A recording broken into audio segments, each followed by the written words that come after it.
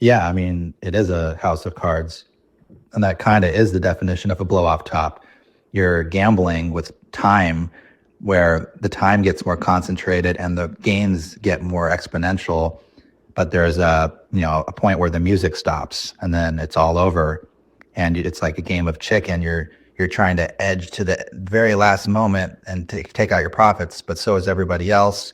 And 90% or more, probably like 95%, are going to fail at that.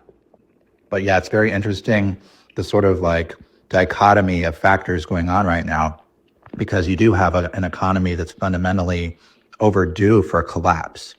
But at the same time, at least for Bitcoin, like you said, we have a lot of pro Bitcoin guys going into the government and the ETFs, and maybe even something like a strategic reserve, and lawsuits going away and the SEC being fixed from being so corrupt.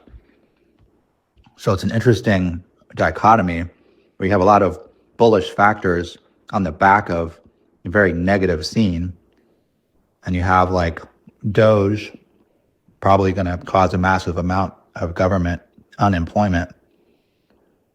So that's bad for the economy. But cutting wasteful spending is, well, that's also bad for the economy in the short term.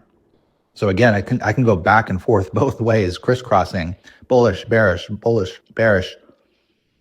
a bunch of times. But I think in the end, it's just a matter of time, as we both suspect, before it all comes crashing down. You can only keep it fluffed up and pumped up for so long, on the back of a very, very artificially inflated, pumped economy over the past 2 decades. Trying to undo that without there being any hiccups, I think, is almost impossible. And I think the hiccups is the recession slash crash that's coming. But there can be a euphoria because Trump just got in office and things are looking bright.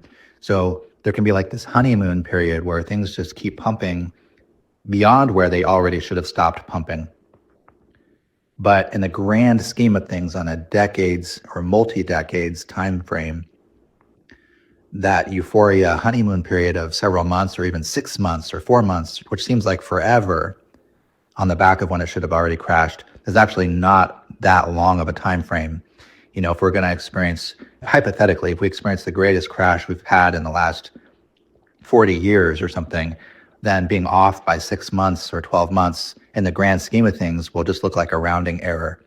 But when you're in it, that's the time where you're making 5x your money if you wait, or not if you don't wait. And it just, the stakes go up.